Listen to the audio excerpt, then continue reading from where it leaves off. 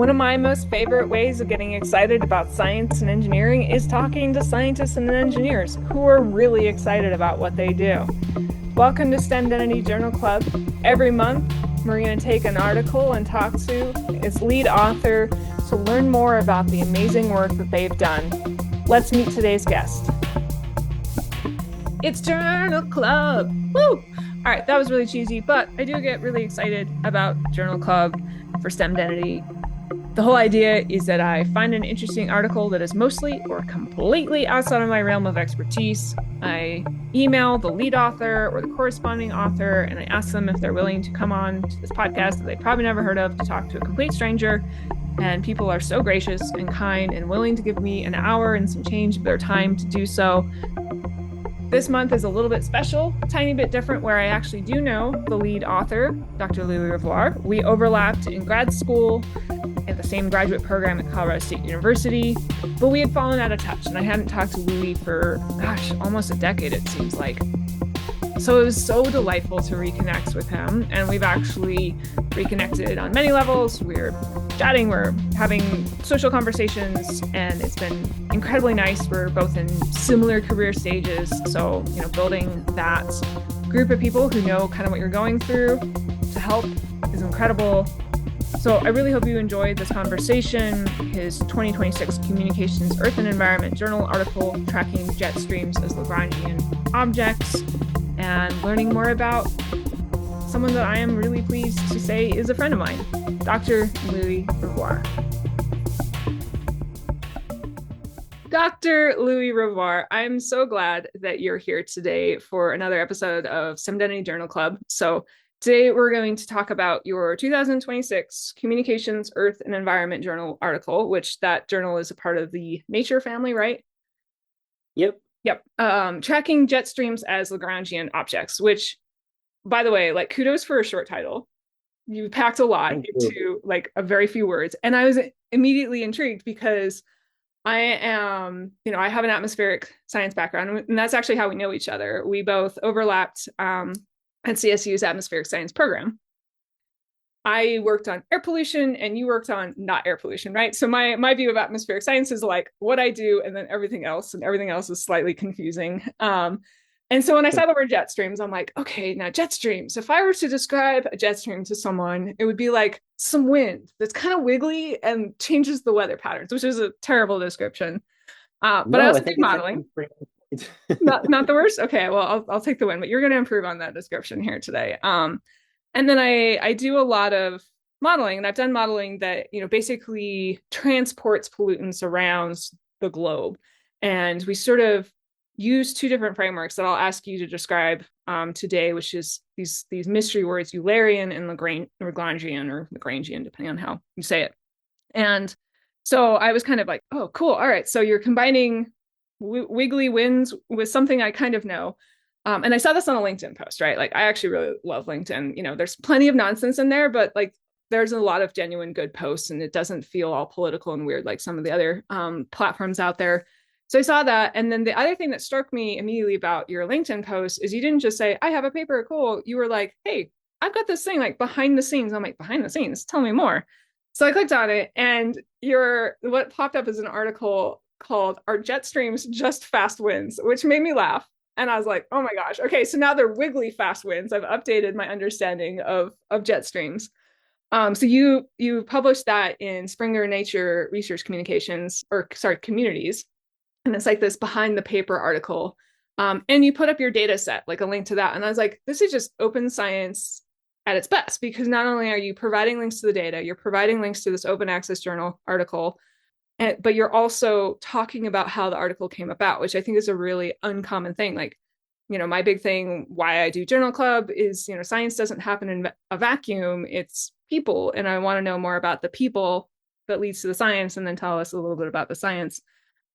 So that's, a big sprawling intro. But before we get into your paper and the companion article kind of describing the behind the scenes, can we, get a little sense of you? Because I was looking at your resume, or your LinkedIn resume, before this episode, and I was like, oh wow, you've done a postdoc at MIT, a postdoc at Harvard, you worked at NASA JPL, like you've done all the big things for people who are in kind of this atmospheric science community, which is really impressive, but also it was probably really challenging and you had to move a lot. So maybe kind of starting way back when, how did you even get into this atmospheric science realm for research? Yeah, that's a really good question. Every time I think about this, it feels like there was a fork at some point in the past, Mm. maybe in undergrad, do you want to do solid Earth or fluid Earth? And I went to fluid Earth, and don't tell anybody, but I actually didn't like it as much as solid Earth. And so, Okay, I don't actually know what you well, mean by solid and fluid Earth, so that's how bad of a Earth scientist I am. I mean, it's just I was in a geosciences or earth sciences program, they call it. And so you could do geology, rocks, mineralogy, Okay. petrochemistry, I don't even remember, in field campaigns with people who drink beer and have a really good time. Or you could do fluid dynamics on a computer and Fortran and Okay. equations Yep. on the blackboard. I went that route. I mean, I did both, and then I selected the fluid earth. I think slowly that's how I got there. But really, what really sort of anchored my career is an internship I did at NCAR Mm. in Boulder. And that's really when I guess that was my first paper, first real research into a project of kind of my own. That's really, I think, where I would say it started. Yeah. Was that during your undergrad or your graduate work that you did that internship?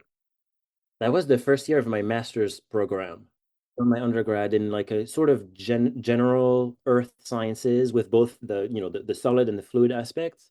Yeah, and then I guess you're right. I selected after I was done with my undergrad, really. So I had some time. I really had some time to think about it. And like you said, a lot of internships and field campaigns and laboratory experiments in undergrad, like 9 of them over the course of 2 years or something like that. So many. That's insane. Yeah, It's yeah. impressive. And all really interesting. We did some I remember we went on a boat in the Mediterranean to do some underwater cannon, like sonar exploration for oil exploration. Right? We did a lot of different things. So I had a lot of time to mull this over. Yeah, how did you get all of those internships? Because I'm sure some people listening are in that stage where they're thinking, I'd like to do something for the summer or whatever that's a little bit different to build up like both my resume, but also my understanding like what I actually like to do and what I'm interested in. Yeah. So the program I was in, the undergrad program I was in Paris, they actually organize a lot of those short term. Sometimes it's like a week long intensive experience, where you go someplace and all you do for that week is GPS, geodesy, whatever. I don't even remember what we did, right? And you're with a scientist who's in this field, and the point is to learn. And yeah, they organize these mini internships for the cohort. That was their way of teaching, which was really, really effective, I think, but also very privileged, right? Like this was a cohort of 8 people. Yeah, Um, that's pretty neat. yeah, That's really yeah. cool. And then was your master's at Colorado State University or was that at a different university? I guess so. I came with a French master's, Okay, all right. and then I had thesis for the Colorado State requirement, but really I came with a master's. Yeah. Okay. Yeah, because when we overlapped, it was kind of like you were doing, maybe we started overlapping when you were starting that internship, because that was sort of my first impression of you. And then Yeah. as we were discussing before we hit record, you were living in Boulder and Colorado State University is in Fort Collins, which, people are like, I don't understand, but they're about an hour apart. So it's not impossible, but it's not like something you necessarily want to do every day. So that you had started working a little bit more from home and like I was, we were on the second floor of our building and I pretty much did not leave the second floor, third floor was too many stairs. I think you were a third floor cat.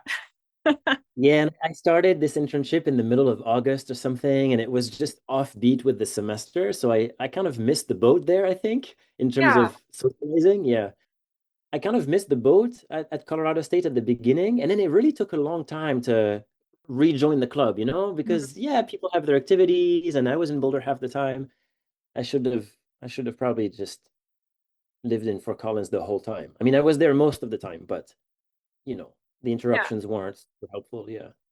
Yeah. I mean, I think that's I think that's one of those challenges that, it's easy to look back and be like, oh, I should have done this, I should have done that. Like, I also didn't really feel, I don't know, I always kind of struggled to find like my group in grad school. I did music, and all of that music was kind of outside of grad school.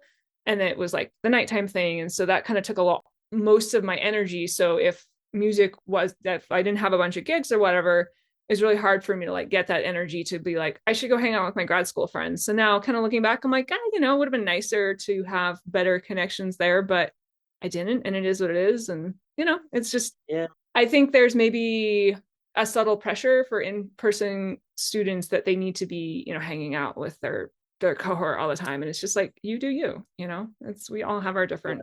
different things. No, I guess you always want what you don't have, right? Exactly. Like Yeah. in retrospect, I had an amazing community in Lyons, Colorado, Mm. on a community supported agriculture farm. Oh, That cool. was my friend's group, Yeah. because I lived closer to there, and it was great. It was an amazing time. I'm still in touch with these people. So yeah, I shouldn't regret. You're right. Yeah. I Yeah. made You the just choices. found your own thing. Yeah. Yeah. No, that's lovely.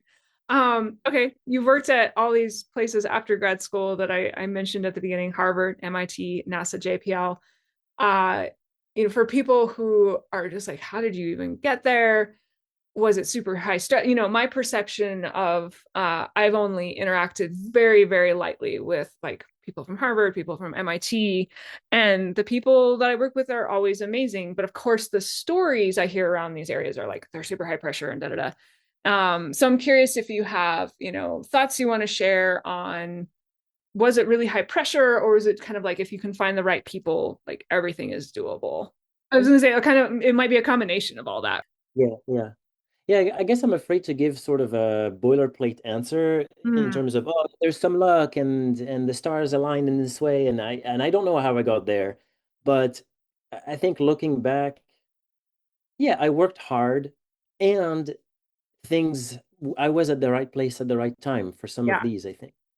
You know, I went to Harvard from Colorado State because there was a PI at Harvard who was hiring a postdoc in my field, and right, like that doesn't happen every month, Nope. right? So I seized the opportunity, but certainly the timing is very much involved. And all these places, Harvard and MIT, they're very connected. They're both in Cambridge. There's a lot of sort of back and forth between the two. And so once I was at Harvard, I started to really network with a lot of people from MIT pretty quickly. And then the connection with NASA JPL, that actually came from Harvard, where my PI was working on a new satellite campaign, like a new satellite proposal. And so that's kind of where it came from too, where I did this consulting for JPL for a while. It's really a lot of networking Hmm. related. I hate that I'm even saying this because I'm the last person perusing LinkedIn and, thinking, oh, I need to get in touch with this person and try to see if they care. Yeah.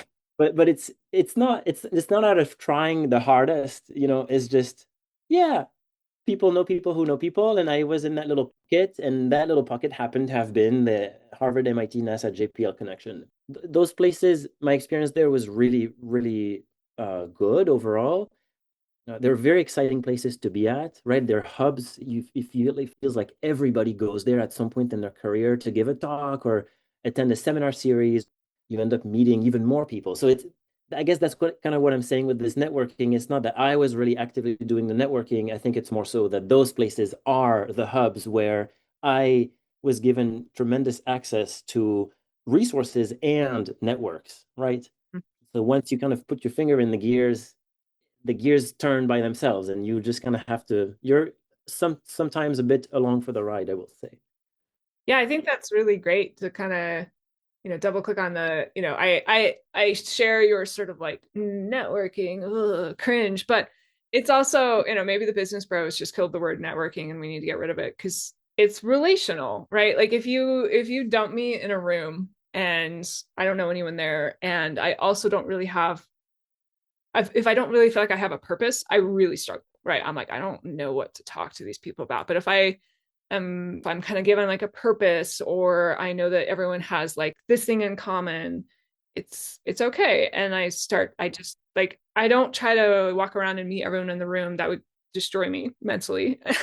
But I try to just have a few connections. And it doesn't really matter to me if those connections are with the most important person or not, or whatever, in quotes.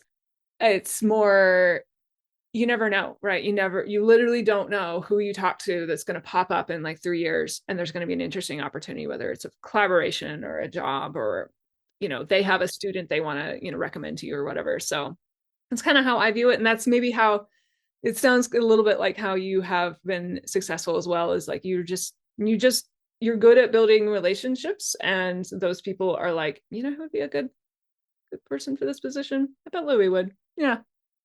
I think it's a good way to put it. I like the difference between the networking versus the relationship forward aspect of it. It's less so how would you say this? It's not like networking with this like not nefarious, but background purpose of always thinking, oh, I'm getting to know this person and it's good because of XYZ. It's really more, or maybe only for me at least, about who you jive with, working with people that you have on top of a good scientific connection, a good interpersonal connection, right? People want to work with people they like. Yeah, that's probably what matters the most.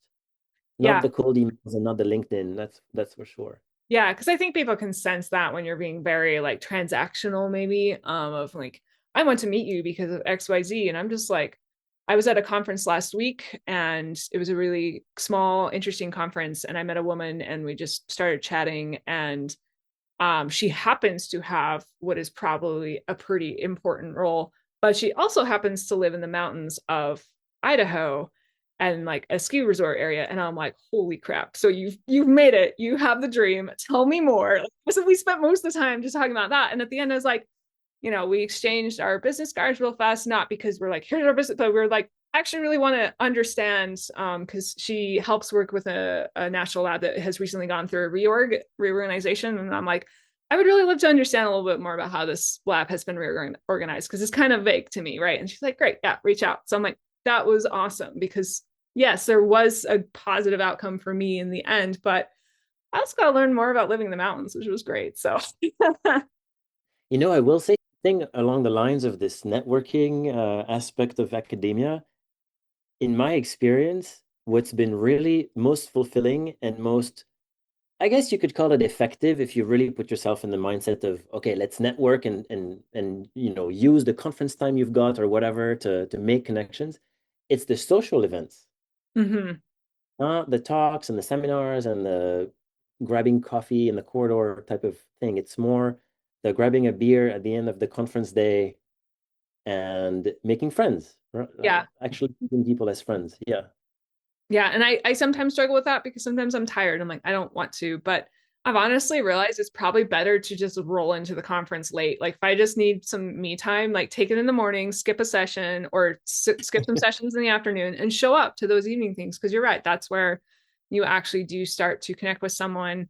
Um, I promise I'll get to your paper, but maybe just one more comment to kind of wrap this up, because I think this is all really useful, right, for people to think about, because we're all trying to figure Yeah. this out. I'm teaching now, and the class I have right now has about 40 students, and it's always the same four students who speak up. And I'm co-teaching with a different professor, and so like I'm a little like, I don't want to rock the boat too much, but in my own classes, which were probably going to generally be smaller, I'm sorry if you're in the classroom, I'm going to call on you at some point, because the number one way for me to never remember who you are is to never speak. Yeah. And the classroom it's scary and it's uncomfortable, but it's also a somewhat contained environment, right? There's only so many things I could possibly be asking you about. And like, to get that comfort around, just like, people remember me because I talked to them. They don't remember me because they saw my name on a paper one day. Because I think it's Yeah. super important. Absolutely. That's probably why. I mean, maybe it doesn't have to be a rule, but I always like it when at MIT, I think at the Earth Atmospheric and Planetary Science Department, there's a bit of a tradition to open questions at the end of a seminar to students first. And Yeah. it puts a bit of pressure on students, but at least, and maybe it's also the same four students every time. Well, it is actually, I know this, but it kind of gives a bit of it highlights a little bit, I think, that it's important to, yeah, to participate actively, even Yeah. if you're shy, even if you're concerned that you are going to come across a certain way. It's an obstacle to go over, and certainly it's a lot of work it was a lot of work for me, certainly to learn how to do this. And I'm still, I mean, sometimes I still think, you know what, I'm just gonna sit this one out. I'm gonna make a fool of myself if I if I speak here. Yeah. Yeah. And this is actually, the listener may be like, really, is it? But this is actually a good segue, in my opinion, to the paper, because in your commentary piece, which I find like it was so nicely coupled, I'm like, they're just chicken and egg. I don't even know which one came first. You talk about this sort of background relational work that you did with your main colleague on this paper to get to this question. I'm going to ask a couple definitional things so people aren't just like scratching their head the whole time. So first off, jet streams, what are they? So I guess yeah, they are fast winds, and then you can tack on a few more. It's not really details. I think it's important, but like you said earlier, yeah, it is wiggly, meandery, fast winds. It's the strongest currents in the Earth atmosphere. So they're narrow, they're strong, and they exist because the Earth is a sphere, more or less, and it rotates and it has a sun. Those are the ingredients that give rise to these narrow currents that we call jets. And then they impact the weather, right?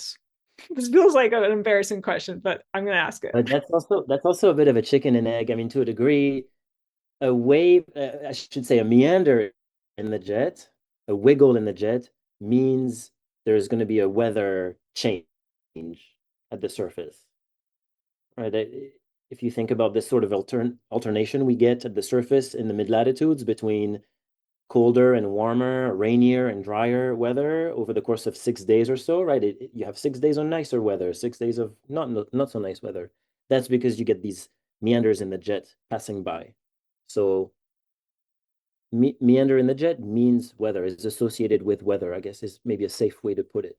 Okay. So Yeah, if we want to understand the weather, we want to understand the jet.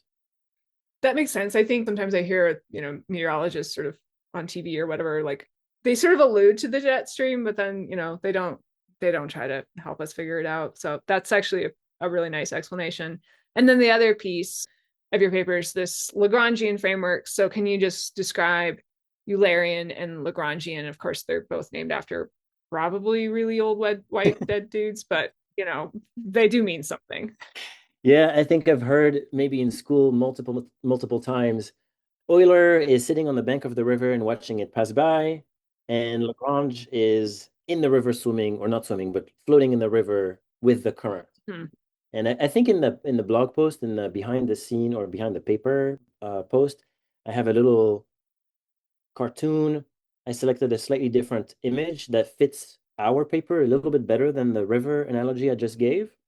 The idea is Eulerian is you are somewhere on Earth and you have a little pinwheel and you stay there and you see how fast your pinwheel is spinning.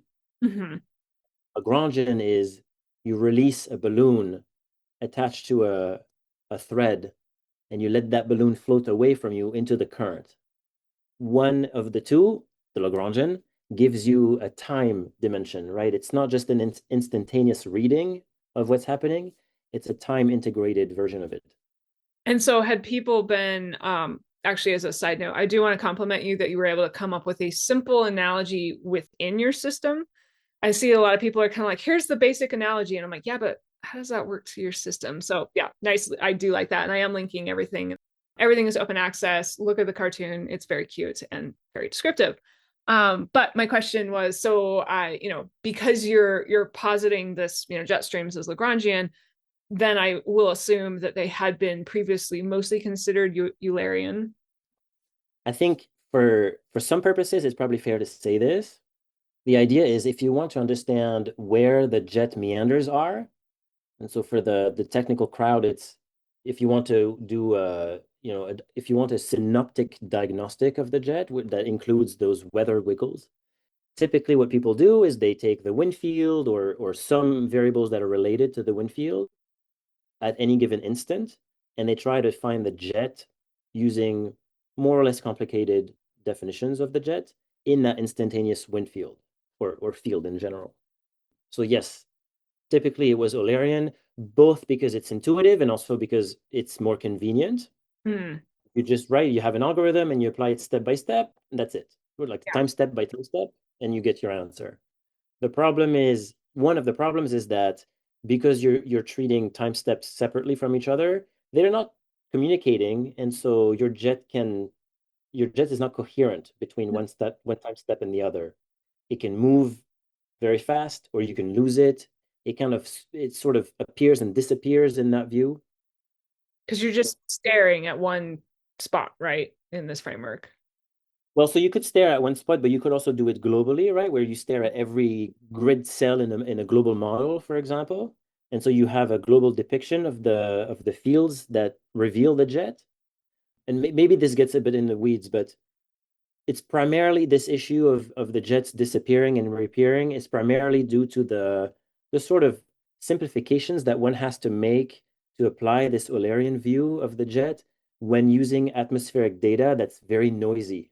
You Hmm. know, you have a lot of features, a lot of atmospheric things happening on different scales. And if you remove some of the noise, you also remove some of the signal with it sometimes. And that's kind of what happens with the jet. Maybe this is also getting into the weeds, but this is actually something I kind of struggled with in grad school and never got a good conception of. Like, I'm cool with the you like the fixed view versus the I'm flowing with the thing view. So Eulerian versus Lagrangian, when it's small scale. But then if you zoom out to global, it feels like how is it only one? Like you're seeing everything move in the globe. So how are you actually only applying one framework at a time? I guess if you apply the analogy from that behind the paper, Yeah. so the pinwheel versus the balloon analogy, you could have a pinwheel at every grid cell in your model, every, say, 10 square kilometer on Earth or whatever. And so each of those is a little Euler sitting on the riverbank, right? Each of Yeah. them is measuring their little Eulerian quantity. And then the same thing can be true for the balloons. You can have a person at every grid cell releasing a balloon all like everywhere at the same time. Okay, so your model is either telling you what is the status at my pinwheels, or your model is telling you what is the status of my balloon. I think I probably knew that at some point, but yeah, it slips from mind so easily. I'm realizing, the more I sort of talk about this paper and explore the work, and in the process of writing this behind the paper post as well, I realized, I mean, it's always like this, right? Like you've thought about this so much, you've thought about your thesis so much, like whatever paper you're writing so much, that to you it seems obvious, and Hmm. it makes it harder to explain because you're like, I don't understand where it is that it becomes less intuitive or too complicated to really grasp without a pen and paper. So yeah, I think it's normal. It's a different perspective. Yeah.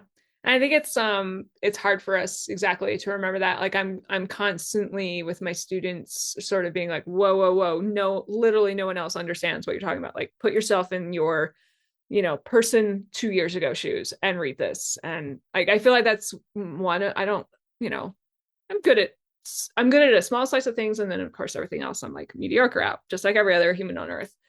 One of the things I'm good at is I can really remember Anna of 7 years ago or something, and I can look at something and be like, this makes no sense. No, I think that's a gift because I'm completely unable to do this. I mean, I really have to think hard. What did I know 5 years ago? What did I not know? How did I think before? It's because the progress is so incremental, right? Like your own Yeah, sort of internal learning curve is so incremental. I can't even remember what I had for lunch, to be honest. So I remember breakfast, but it was like 40 minutes ago for me, so much later in the day for you. I also eat the same thing most days, so that really simplifies it. Yep. Anyways, all right, going back to your article. So, the commentary piece kind of gives the behind the scenes, but can you share a little bit with the listeners, like how did this study come about? Because it wasn't just like you were funded to prove that jet streams could be, Lagrangian objects. This actually came through kind of a different problem, like through the side door. yeah, the initial impetus for the study was really practical.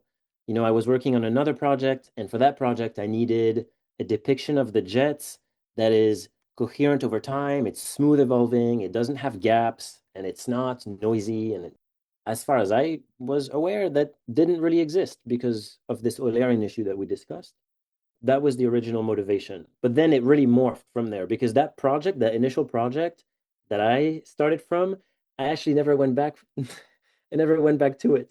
Really? I, That's funny. yeah, yeah, because I think it became clearer later on that it wasn't as important actually as this definition and all the implications that that it has.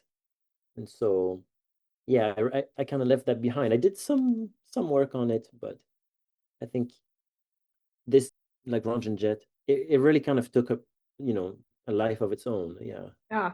And I think that's a really important thing for people to remember is just because you start on something doesn't mean it has to be finished if something better comes along. That's really how most remarkable discoveries are made, is just kind of like you're doing this one thing over here and then all of a sudden something else comes along, and yeah, maybe someday you'll go back to that project, but it's not that essential. So that's actually really cool. That's fun. I like that.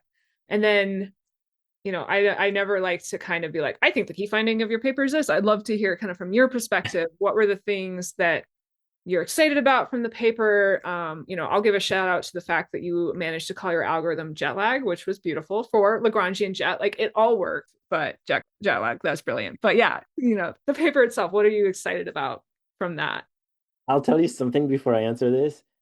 I was at EGU, which is the major sort of conference in our general field, right, Yeah, in Vienna. European Geophysical Union for the non-earth scientists. Or I forget, is it geophysical or geosciences? There's a difference between the American and the European one. I think it's Geosciences Union, but Really? All right. Well, now same, I'm same looking it thing. up. So, Sciences Union. You're right. Well, there you okay, go. okay. Learn something new every day. I overheard a little conversation there. Someone was telling their friend, "Oh, there's this like algorithm, blah, blah, blah. It's called jet lag." And our advisor said it was one of the most sort of natural acronyms for a method that he'd encountered recently. And I thought, holy crap, Oh yeah, that's I amazing. can't believe it happened to me because when you look for a name for what you're Yeah. doing, sometimes you can sort of retro engineer some kind of really convoluted, Oh yeah. grab a letter from the word, another syllable from there. And Mhm. it's always a little bit Con tricky. But this, yeah. yeah, I guess it Can just lends try. itself. The main finding, I guess, really in a sentence, and maybe some scientists will give me a hard time for this, but I think for um, um, a broader audience, it's probably okay to make this simplification.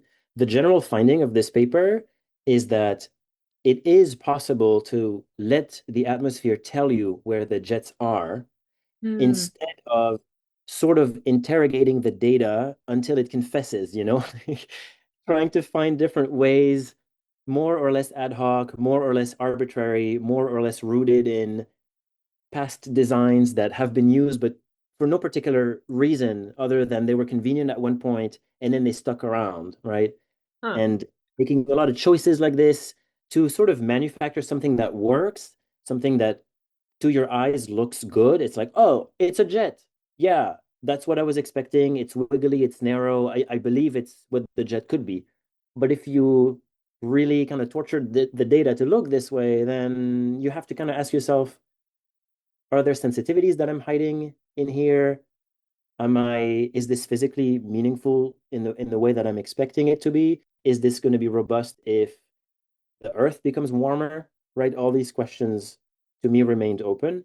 So that's the main result is it's actually possible when you go from the Eulerian to the Lagrangian perspective, you are able to let the atmosphere really tell you here's where the jet is in this perspective, yes, but nonetheless, you don't have to make arbitrary decisions to get that answer. That is a brilliant way of putting that.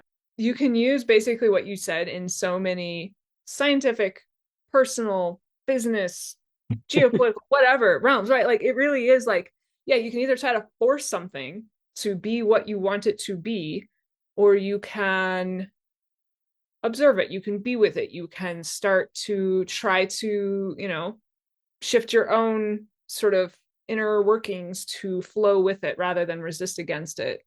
I feel like a lot of struggles I've had in my career are me resisting something. And like a very trivial example would be like I really I like getting paid for my work travel, right? Like I like getting the reimbursement. I hate filling out the paperwork. And it's so dumb because I know I'm going to get like, depending on the conference, 500 to $1,500 back. Of course I need that money. I'm like, oh, paperwork, right? I could just let the email come in that says you need to do your paperwork and just do the paperwork. I know that's again super trivial. And so if you feel like your description is trivial, I'll one up you. But I do think that's really a gorgeous, like, just philosophy on life, if I'm being honest. Like, you can either like make it work and sweep things under the rug, or you can just kind of go with it and see what happens. And it's hard, right? It's when you say it like this, when you say it sort of a posteriori and you're able to say, oh, this is what I did. I let whatever do its thing and I received. It seems like it's so easy and Yeah, things come to you, but I guess it's like it's an active process, right? it is. Yeah. Yeah. No, I think that's cool. I see people who are like pretty good at going with the flow, and I always want to just be like, were you born this way or did you like really work to get this way? Like, tell me your secrets. I want to shake them a little and be like, because I'm not a go with the flow person, as I've already, confessed. So, not only am I going to remember this paper because of jet lag and you, but I'm also going to kind of, I think in my own science and engineering work that I do, I'm going to maybe hopefully be able to start kind of looking for those little moments of, like we're doing a bunch of like our group loves doing these like model simulations where we do Monte Carlo analysis, which for those of you listening, it's literally just run the model 100, 1,000, a million times, just changing a few parameters around to see how the output changes, basically. Um, and I think there's sort of a brute force way of doing that, but then there's like more natural and interesting ways of doing that. So, how's this paper been received from the broader community that you work with? So I presented the paper results maybe 3 years in a row at EGU, I want to say, at this conference. Before the paper was even really in production, during and after, or something like that. And I could tell from the get-go that, we would get a lot of questions, sometimes tough questions, critical questions, which now that I say this out loud, I'm actually happy to say I took it as a good sign that it's kind of piquing people's interest, and maybe sometimes in a bit of a sharp way, but that's okay. The essence is they're curious. It's kind of going against or orthogonally to their prior knowledge or something, and so they, in their own manner, because some people are really critical and some people are really attached to the no, but the jet is fast wind. You're redefining something that's been standing proud for a century, and who are you to do this, right?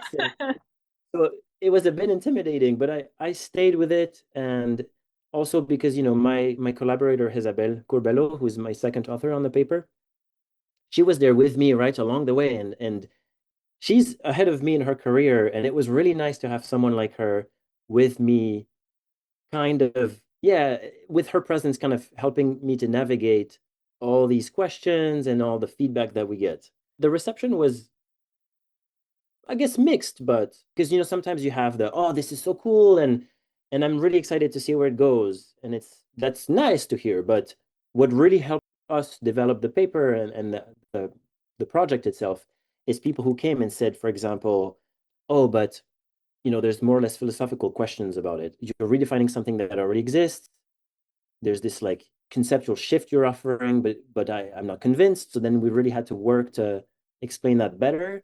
Mm. um, who came who said, "Oh, but if you're adopting a Lagrangian, like this time integrated perspective, you're going to smear everything out in the atmosphere, and so your jets are going to capture smeared features, and actually the opposite happens in this Lagrangian perspective. You get really sharp features because of the integration, but that's not intuitive. So we could use that feedback to refine and polish the paper. Yeah. Yeah, I think it's really scary, right? When people start asking you the hard questions. But it's also, like you say, if you can view it as a positive, like then you're going to grow so much from that experience because like, if you're like, how dare you ask me questions? Like, I remember, don't you understand? It's like, okay, nothing is actually going to get done from that. But the, ability to listen and maybe, I'm sure you had times, I'm not sure, but certainly it's possible you had times where you felt like you didn't have an answer, but probably that question stuck with you enough that you kind of worked on it and maybe you could come with an answer later on. um, i think that's I think that's one of the surprises of going into either grad school or jobs. As you grow the ladder, like at some point you're probably going to run into either a person or you're working on a project that generates a lot of questions, and how you navigate that is a big opportunity for growth, or it's a big opportunity to kind of like screech the brakes and basically signal, I have capped out and I cannot go any further than this. And you know what? That's okay, right? There's nothing wrong with, I don't like being visible. I don't like having, this kind of attention on my work or me or whatever. And I'm going to ratchet it down and I'm going to make sure that I'm in jobs that make sure that I don't have to. But if you're willing to kind of get past that, then, I feel like the sky, what was the saying? I don't even remember the sky is limitless. Sure. Anyways, right? Like it just opens, even more opportunities for you because it's like, okay, like, yeah, you can do uncomfortable things. It's not the most fun. I certainly have had conversations where I cannot let the conversation go for like hours afterwards. And I have to sort of work on my brain, being like, hey, brain, like, can we just, I don't know, here's some relaxing something you could do instead. But that's really cool that you have worked through it. It's really nice that you had a collaborator who was able to help you out. That's always helpful, right? It's much harder to do things by yourselves. And you talk about your collaborator a lot in the piece. And so I'd like to just circle back to that for a couple minutes around, when did you start writing that piece? How did it come about? Was it by invitation, or did you just kind of know like, oh, this piece, it needs, your journal article needs something more? It came by invitation, which I think is extended to every author that publishes in Communications, Earth, and Environment, Okay. is my understanding. And it's really nice because I was hoping for some kind of, yeah, advertisement, of Yeah. the paper that's more than just the so-called plain language summary or whatever. I I really don't like that term, plain language. I find it kind of a bit insulting, to be honest. Yeah. Non-technical language Yeah. should be, that's fine, right? Yeah. For Non-technical or general audience. Yeah. Plain language is sort of general like, audience, yeah. yeah. For the, I don't know, for the non-scientist, Yeah. If whatever. people don't know what we're talking about, some journals have like a little, so you have like your abstract, which is just the kind of introduction, like a short summary basically of the paper. But then the quote unquote plain language summary is it's supposed to be kind of jargon free, simplified for a general audience, but it still is supposed to encapsulate the kind of main points of your paper. Which for some of these, journals that try to be more visible to the media is probably where journalists would be redirected to, right? Mm-hmm. So yeah, so they offer for you to write a blog post. I really enjoyed writing it. I've Good. always enjoyed, explaining to my family what I'm doing without trying to explain all the technical details with quote unquote plain language, but actually trying to find analogies that work or removing the bits that don't actually matter to understand something. And it's a lot of work. It's a lot of time. I spent way too much time on this blog post, right? I mean, too much. I enjoyed it, so it's fine. But probably if I wanted to spend my time more effectively as a scientist, probably I would spend Yeah. a third of the time or a tenth of the time that I did on that piece, given how many people will read it, probably. But in the end, having written that piece and try to really polish it, really make it so that I'm happy with it, I also came to understand better how I can explain this paper to Mm. people outside the field. And it was really valuable actually because this analogy of the pinwheel versus the balloon, that came from that blog post. I found it during the writing process of that blog post. Because otherwise I might have stuck with what we said earlier, this river bank analogy, which is Everyone uses. it's not really that useful. Yeah. I really like that because I'm hearing that you were able to be a little creative in the process, which it's easy to sort of get lost in feeling very technical. And some days I'm like, have I been creative at work for like the last week, or am I just in meetings and emails all the time? Right? Like, how can I bring creativity back? So actually, like, I'm playing around with just for my literally my own enjoyment at this point in time, writing some fiction that sort of incorporates like a grad student who's struggling in grad school. Like, grad school is, past me, but it's not that, being an assistant professor is no breeze, and being a grad student was a breeze. And so it helps me kind of like creatively think through certain situations that I'm either having now or have had, and be like, oh yeah, this is another way of looking at it. So I think that's really cool. Do you have any other tips you want to share for people who are listening who are trying to translate their work into a more general communication, especially a written communication? You know, time and time again, what's really helped me to communicate my research is to show my family, Mm, like my grandma, my cousins, my aunts and uncles, my parents, my siblings, right? Because they care about what I'm doing, not like to an extreme degree, like they don't care about yeah, the yeah. details, right? But it's cool, when I was doing my PhD at Colorado State, I was working on hurricanes. Hmm. Okay, that's cool, right? They care about this aspect. And explaining to them a little bit more about what I'm doing, that I'm using these like satellite lasers that are shooting at the sky, right? That was always really helpful because they would always end up asking me questions that I could never have come up with, that are the questions I need to answer in order to really explain it well, Mm, right? You don't really think about it, but for someone who never really, someone who's never used satellite data, when you talk about a satellite, it's very abstract. yeah, What's a satellite? Is it a box with solar panels on it? Yeah, but like, flying in what the does it sky. do? How high does it fly? How it travels at so many kilometers per second? How does it image anything without it being blurry? There's all kinds of questions that you can answer like this. So sharing with family, I think, is probably the number one tip, if not the only tip I have, really, because that's what I do. Yeah, no, that's a great tip. Family, friends, whoever it is. I think for people who listen to other Journal Club episodes, my first one with Dr. Eric Boyd, completely different system, is like earthquakes in Yellowstone, right? So very different. But his paper, like the methods section, was so beautifully written. And I was like, how do you do this? And he's like, I was just trained. And he's probably in his mid-career stage. I was just trained that, you write so that your grandmother can follow it, and Yeah. can follow your steps and reproduce your science. And I'm like, okay. So I think there's something to that where you put yourself in your shoes of a loved one that you know reasonably well, and you try to make sure that they get it. Actually, Anna, you let them do that for you. Oh yeah. Yeah, you just give them this bit of information and then you receive the feedback. And yeah, it's always useful. Okay. Yeah. Yeah, I think sometimes I get feedback that's a little like, I don't know. I can tell I did a bad job because the feedback is so nondescript.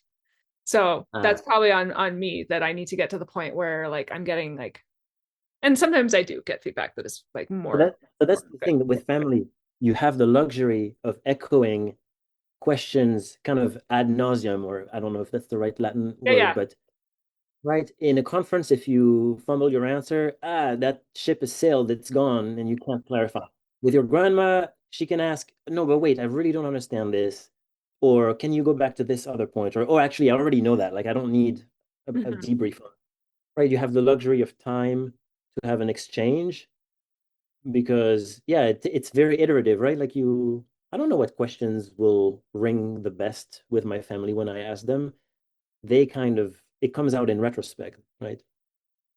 I'm gonna try this. All right, you've given me things. You've given me like a new life philosophy, flow rather than forcing, and working more with the loved ones to, because sometimes I'm like, I don't know, they just don't, they probably don't care, so I'm not gonna bother them with this, right? I get very self-conscious about my own work around loved ones, more so than like just colleagues. I don't know, it's weird, but anyways, I'm sure that's a session in therapy for me someday, so we'll figure it out. So I know it's getting late for you. I have just a couple more things if you have just a couple more minutes. There's no rush. Amazing. I really appreciate it. All right. This was really exciting for me. Again, I was looking through your LinkedIn profile, nicely filled out. in your summary or your like bio, I guess, whatever it's called, you mentioned that you have a knack for computational art. And I was immediately like, what is this? I need to know more. This is very exciting. So, do you get to use this in your work? Is it kind of a creative outlet? Tell us more about your computational art side. Yeah, I love this. It's like the thing I enjoy the most. Oh, I love that. It's like it's also a time sponge, right? Like if I mean, I probably spent a solid week learning how to use Blender just to make an illustration that I Hmm. was happy with these planets that show these swirly jets, Lagrangian jets.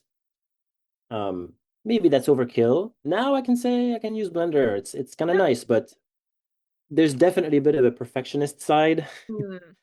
through there, I think. Um, but so yeah, creating good graphics and nice illustrations is something that I really enjoy in general because I don't really know exactly what it is. I guess I have a creative side, an artistic side, and it allows me to express that beyond the writing and the kind of drier aspects of, a paper, for example. But also because I've always really appreciated when you attend a conference and someone's giving a talk or a seminar, and you can tell they have curated those graphics for a long time with you Hmm. in mind, right? They want you to see the slide and immediately get some kind of message without them having to do a lot of work for it. That takes so much work, and it's work you can reuse as a scientist later on, right? All your slides, you can reuse them in so many different contexts. So it's never really you can spend I spend too much time on that for sure, but I haven't regretted it yet. Let's Yeah. just say that. If I say computational art because especially this Lagrangian framework, it really lends itself well. It's swirly, it's beautiful, it's kind of like fire. I find it very mesmerizing. I could watch it for a while. And so it lends itself really well to nice illustrations that I haven't had a chance to do this kind of stuff before for my work, And so that's why I spend time doing it. It's really fun and it's actually also useful. Yeah. It is useful. And as someone who is actually quite bad at graphics, I really appreciate a good graphic. I do not have the patience for it. I do not enjoy it. I'm just going to put a plug that if you ever want to like have a part-time gig doing art graphics, you could probably make a very good living doing this. Like I know people have like budget that they pay someone else to make a good art graphic because I'm just Yeah. like I don't have no. I love certain forms of art and like the visual art.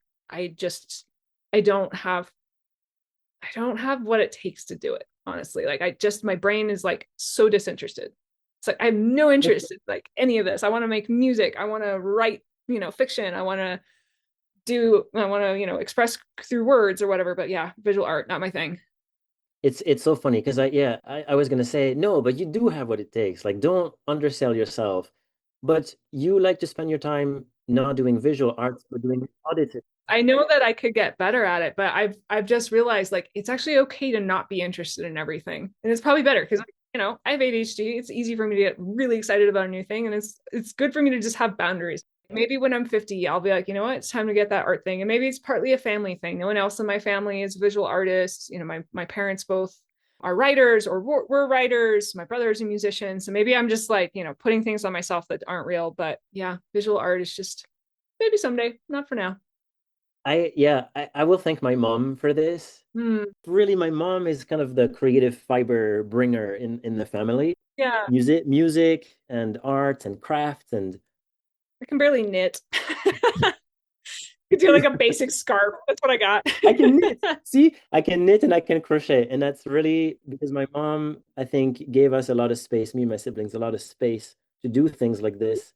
Sometimes just for the sake of it, and also because some of these skills can be useful. I mean, okay, I will be fine if I don't know how to knit a scarf. Buy one for very cheap, right? But she always when I think when I started to go into science, and maybe at some point she realized, okay, yeah, Louis is doing a master's of science, and now it's a PhD, and that's it. And sometimes, on a call, she would kind of remind me, Louis, don't forget to cultivate your artistic and creative side. That's beautiful. Yeah, and I really do this in my personal life as well, but Yeah, I try to also bring it into my science because I think it makes it better. It does. Yep. I have been exploring, honestly, just like curiosities, right? That's kind of my big thing right now. Some episodes on this or whatever, but just letting myself be curious about things that, right now I'm doing a 30-day challenge that's literally like, I've heard the phrase ANOVA many times. I still don't understand what it is. I'm going to learn what an ANOVA. What is that? Oh, it's the ANOVA analysis of variant. Oh, crap. I'm looking it up now because now I'm embarrassed. Analysis of variance. Yeah. And it's just, a way of kind of looking at two things and deciding statistically whether they are similar or dissimilar is the sort of oversimplified explanation. But there's lots of ways you can dig in deeper. So I'm just trying to kind of be like, yeah, be curious about something because you don't know when something's going to pop up and I can use this new analytical tool that I kind of understand and be like, hey, let's try applying this to what we're looking at. Yeah. Cool. So my last question is just if there's anything else you want to share, kind of what's next for you, what you're working on, if there's stuff you're excited about, or any last words you have. That's the question. My brain goes to the don't let the intrusive thoughts take over and say, believe in yourself and you'll be fine. And I don't know. I really don't know. I'm such a different person than I was, say, 10 years ago, right? Of course. Hmm. Or even 5 years ago. Yeah. And unlike you, I'm not very easily able to revisit what I was like before and how I got to the new person that I am now. But maybe we'll have to do a cut at some point around here. I'm realizing I need time to think about this. No, I sprung this question on you. I thought of it this morning. I'm like, oh crap, I forgot to add the what's next question. It's a really good, right? Like I would want to hear from my friend scientists or Mhm. you. Yeah. I mean, you seem so confident now. Like it wasn't that you were not confident when we were younger, but of course we were all not as confident. But I just get a sense of like ease from you. I think that, again, I'm projecting a little bit perhaps, but this paper probably was maybe one of your more challenging projects in terms of just like community interaction and everything. And that Absolutely. entire experience, it helps you mature in a way that like you've made it and kind of, right? Like where you're now a scientist and you can stand up to what it takes. I think there's a popular misconception that when you leave grad school, you should have already like made it, and very rarely true. Like there's some, if you're an older student or depending on your circumstances, right? But like when I left grad school, I hadn't made it. I was still my same sort of not great researcher, temperamental self, and like I still have moments where I'm temperamental, and I'm constantly working on that, right? I kind of like I have, I'm a very dynamic person, which means I can get really excited, but it also means I can get really frustrated. So I have to like work on that because in a professional setting, obviously you don't really want to get really frustrated, at least Yeah. visibly to people. So yeah, I see this kind of like, I don't know, you just seem like you are, maybe you don't quite have your forever job lined up or whatever it is that you kind of are hoping to get into next, but that you're comfortable with the life you live and you're comfortable with the person you are, which is really cool. Yeah, that's very true. And yeah, I can sort of harvest that fruit today. But it was a long time in the making. And Mhm. it wasn't painful along the whole time, but um, it's definitely a practice. I guess that's what I kind of wish I could tell my younger self that science, right, since we're talking about sort of academia and how it weaves into your life and your choices, personal and professional, um, it's a practice to be a scientist. Yeah. And sometimes, just like with, I swim. Some days I have a great swim. Some days I have an incredible swim. And then some days I have a horrible swim and I don't know why. And I hurt and I'm tired and I feel heavy. I'm sinking and swallowing water. And that's all right. That'll happen. I used to really spend a lot of time beating myself over those kinds of practices Hmm. in my scientific work. And it's very liberating to realize, no, it's fine. It's not that you even have to kind of say, oh, it's just my day work and I don't really care. No, no, no. You can super care and be super involved and take things very personally, for example, but it's still a practice that you will sometimes not be the best at, not be your best at, Yeah. and that should be okay. Like the day, and this is what this paper jet lag really allowed me to kind of discover about myself, is I gave multiple presentations about it, and multiple times someone in the audience would ask a pretty tough question, pretty critical, more of a comment than a question that kind of lands heavy. Yep. And I don't remember exactly when it happened. I think it might have been at EGU. One time I decided, you know what? That's their question. I Yep. don't have to inherit what it's meant to come with. And if I don't have the best, soundbite answer for it, that's fine. I'm not supposed to. And also, nobody will remember this moment except me, Yep. right? So even then, they won't remember. The audience certainly won't remember. I can't remember a single talk I've been to. I have to go look at my notes for that, right? Yes. So when I realized that, I think it really helped me remove the pressure that wasn't really there, right? But that you experienced nonetheless. I think because academia is so competitive in so many aspects. So yeah, if I could tell my younger self, give yourself some time, and sometimes you won't be prepared for a meeting, and sometimes you won't know what to say, what to ask, how to answer a question. And that's okay. You're allowed to say, I don't know. I haven't thought about this enough to really give you a good answer. Or, something I've observed with people that I really like, mentors of mine, they will oftentimes say, "Oh, who would know the answer to that question is Dr. Whoever." Right? Yep. I love that. It's very powerful. It says, "I don't know, and I know somebody else knows. Hmm. And by the way, like here's a connection for you," right? Yeah, actually, I love that reframe because sometimes I manage a pretty not a large group in terms of numbers, but large in terms of kind of like research level diversity from grad students to like basically peers, PhDs who are research scientists. And I really respect everyone's unique skill sets. And so I constantly feel like if a student comes to me or someone comes to me and they have a question, like I'm actually not the technical person in the group at this point. I'm the person who's getting the grants, kind of managing the things, going all to all the meetings. And I try to be comfortable with that, but it's hard to not sort of have that like reflexive, like, wow, I suck as a scientist because I don't know, but this person knows. So I'm going to send you to this person who knows. But that kind of reframe of like, it's okay to not know. And it's also really helpful to know who does know and send on, to the person who does know in the group or in the meeting, Yeah. the conference or whatever. So thank you. I'm going to take that one away too. You give me so many good takeaways. This is great. I'm glad.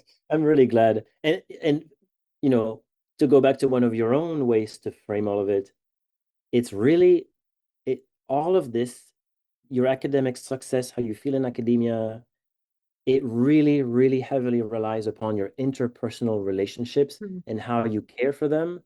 And maybe this is where I put a shout out to Isabel Corbello, right? It's like she's my science friend, and I'm so happy that I can collaborate with her because it's a good time interpersonally Mm-hmm. and scientifically as well, right? We grab lunch, we chat about things, we chat a lot about science, of course. And I feel like I had been longing since the beginning of my PhD years. I had really good friends along the way, of course, but it wasn't on my project, or it wasn't sort of a peer-to-peer relationship as much. And I think that's really the beauty with academia. You get to explore these really fruitful, like really powerful peer-to-peer relationships that are fun and scientifically productive, right? Mm-hmm. Yeah, I That's think that's how I the feel about interviewing is that, I get to work, I get to talk to people, and I've talked to several people who I went to school with, and I'm like, I had sort of like a nice light friendship with them, but then like we're getting into these deep, interesting conversations, and I'm like, I didn't know this about you. I'm learning so much. Like that's so exciting for me. And but it's not like, I don't know. There's not a lot of social conventions around like, let's have a deep conversation on a Tuesday, unless it's kind of formalized. I mean, maybe that's me. Maybe I just sort of need to start being like, hey, I miss you. I'd really like to catch up. Can we have a deep conversation on a Tuesday over coffee? And that's okay. absolutely Yeah. right. It's if you want to do that, yeah. I think it's nice to be sort of I was going to say confident. That's not really the word I'm looking for, but to be, oh, hey, I want to do this thing. Mm-hmm. I'd like to do this way. Mm-hmm. Can we do that? Yeah. I like when someone comes to me and has like a format in mind, or like, something maybe a little bit not over prescriptive, but in that direction. And you fit yourself in there. Yeah, I'm gonna take this because I've landed in systems engineering and I have no idea how. Like I'm still figuring out how, but I'm figuring out what systems engineering means to me because it means something different to every single person who practices it. And I think my number one thing that I'm realizing that I'm actually like, this is why I like it, is because systems engineering is, if I'm being facetious, it's any engineering discipline and or scientific discipline plus people, right? It's integrating that person interaction. And so for my own personal work, like I work with a lot of different stakeholders, but then with this podcast, I'm like, I'm so fascinated in how people work and how people think and what I can learn from them. And hopefully they're learning a little bit from me occasionally, that kind of thing, so it all, yeah, it all makes sense. It's all coming together. I'm impressed with your, like, it's so much work to put a podcast together. And also I can tell that you're genuinely, yeah, eager to kind of connect with people and Yeah. understand where they come from. And yeah, I really appreciate this. I think it brings a human aspect to things that LinkedIn won't provide, Yep. right? On LinkedIn, you see the curated successes, Yep. and I feel like in podcasts like this, hopefully you see, no, like it's regular people doing regular stuff, and sometimes they win, sometimes they lose, and it's like, yeah. Yeah, I really appreciate that your comments, and I appreciate you coming on today. I think it is, I'm just so obsessed with, again, we are talking about this a little bit before I hit record, of this, like everything is so curated, whether it's on LinkedIn or Instagram or whatever. And I make no, I do not hide the fact that I do not speak perfectly. Like I stutter, I stumble, I wander off, some of my long pauses are edited. You can, be grateful for that. But it's not perfect. Our journeys are not perfect. No one's journey looks the same. And hopefully, I know that I'm one small voice in a sea of other different voices, but hopefully the more and more, this becomes the norm, the comfort, this can become just how it is, right? We're all just people doing really cool things. So thank you for coming on and sharing your really cool things. I appreciate your time so very much. It's so fun to see you again. Thank you so much for having me. I hope you found that just as fun and as lovely as I did. Louis is so kind, so nice. He's so great at his explanations. I feel like, honestly, I sat in, weather classes, and weather is very vague, but whatever. We don't need to get more specific. Synoptic meteorology. There you go. There's the specific terms. And atmospheric dynamics. And I was just kind of lost the whole time. There's a lot of complicated math and strange maps that I didn't get. And between reading his paper, reading his communication article, and talking to him, I'm like, oh, I probably learned more about the jet streams and Lagrangian versus Eulerian than I have in like the last 10 years. So I'm going to bring that into this week's Learn and Move Your Feet. Learn and Move Your Feet, again, is we listen to a lot of things. What's something that you can put into action right now, right away, which is maybe not the communication piece, but the finding the creative outlet that you can bring into your work. Because I can tell that he really loves that art piece. And if you look at the commentary article that he had included with the official journal article, there was some really nice art that he brought in. And I think that helps think through, okay, how do you explain these things in a simple way that actually makes sense to your system, rather than maybe the trite analogy that everyone uses that isn't that relevant for your system. You don't have to have an answer today. You don't have to have an answer tomorrow. You don't have to have an answer next week, but just tuck it in your brain. Hey, brain, could we be a bit more creative in ways that we enjoy, whether it's art, music, writing, singing, something? How can we bring that a little bit into our work? Running, right? What can you bring in that's going to make you feel just a little more excited? Because that's the whole point of STEMdentity. The whole point of STEMdentity is that you are completely unique. You bring all of these cool things about yourself to the table, and putting half or more of the cool things about you in a box because you're at work, that sucks. Don't do that. Like, that's stymieing how much you can do. That's stymieing how much of a person you are. The more and more you can bring in all of those parts, those bits, those excitements, those hobbies into what you do, not only are you going to love what you do for work more, but you're going to be better at it. You're going to be more creative. You're going to be more lit up. You're going to have a fun time. You're not going to get burned out, hopefully. All these good things. So though, this podcast is not affiliated with my research and teaching roles at Colorado State University, but I just gave you, my one of many manifestos on why I think this podcast matters. And I hope that you find that it matters, even just a little bit. I hope this is something that you enjoy listening to. If you do, of course, if you can share with a friend, subscribe, leave a review, all those amazing things. I read all the reviews and they mean so very much to me. I appreciate all the comments. You can always reach out on LinkedIn, Anna Hodshire, or Instagram, STEMdentity. Shoot me a DM and say, hey, can you talk about this topic? Or here's a really cool paper you should check out, or whatever it is you want. Music by XS. And if you stick around with me to the very, very end, I give a song of the week. And this week is a cover of the Bee Gees classic, Staying Alive. This one is by Say Lulu, and it's very fun. I quite like it. It's kind of chill, kind of sultry. Staying Alive is a song that always kind of cracks me up because I have a very fond memory of when I was in middle school. My brother was in high school at the time, and he was a theater kid, and he was in their ongoing production of A Midsummer's Night Dream by William Shakespeare. You may or may not be familiar with the play at all, but there's a character in the play who is partially transformed into a donkey. We'll just put it that way. There's some magic floating around in the play.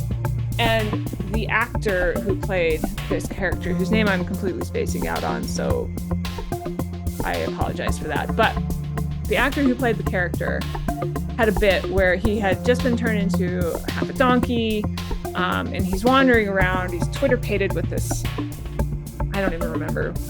She wasn't a goddess, a fairy, I believe. Twitter-pated with a fairy in love, right? Or at least, had the hots for. And he walks out, the actor, on stage and starts to monologue the lyrics to Staying Alive. And at first you're like, is he real? Is he doing what I think he's? That's staying. And then he starts, speaking as a chorus, staying alive, right? Absolutely hilarious. Honestly, I've been to not a ton of professional productions, but I've been to an amount of theater productions over the years. I've seen things on TV. I've seen things in movies. That might be the best acting I've ever seen in my life. I'm not gonna lie. Perfect. Perfection. Okay. All right. That's enough of me rambling on about Staying Alive, but the song's really fun. Link it in the show notes. Can't wait to talk to you next week. I hope you found this conversation great, and I will see you so soon.